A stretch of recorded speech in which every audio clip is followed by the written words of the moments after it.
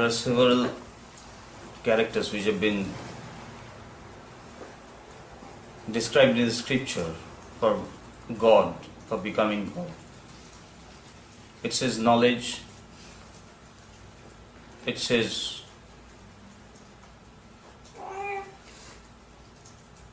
renunciation, which is within him. It says love. And just yesterday when we were in the class in the evening after our visit to the park, we were reading from Swami Vivekananda's book, and there was a beautiful saying that God is actually inexpressible and indescribable. He is the expression of infinite love. And this we can feel coming in contact with Bhagavan. Thus, He is the expression of infinite love. We all had love in us, but the perception and the definition of love has changed coming in contact with Bhagavan. We also had love in us, but that love was not this love, not this divine love. It's a love which is infinite and which cannot be expressed. It can only be expressed by these tears, the tears of love. I think the tears can best express the love for Bhagavan which we have within us. And another thing is that what we all said, the transformation in us. I think we couldn't even imagine in our wildest dream that we would have been transformed in such a way before meeting Bhagavan. But our meeting with Bhagavan was, in someone's case, casual, just going to meet someone, hearing from our friend, coming to India and going back to the country and telling us that yes, there is someone like this, and we just went to see.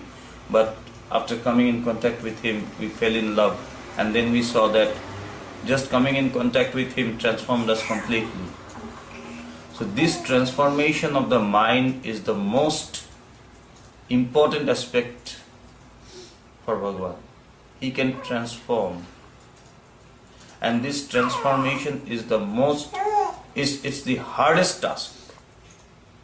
Because we can feel ourselves that we cannot master our thoughts. We cannot control our thoughts. It's our own thoughts, but we cannot control. We cannot transform ourselves. It's my own self, but I cannot transform myself. I cannot control myself. But He has that power which can control us, which can change our thoughts, which can change us, which can transform us. He can transform. It is said that they can merely by their wish, by their touch, by His words, and even by His mere wish, can transform the meanest of the mean into a wise and holy person, into a divine person. Because the divinity is already within us. It is said that we are all potentially divine.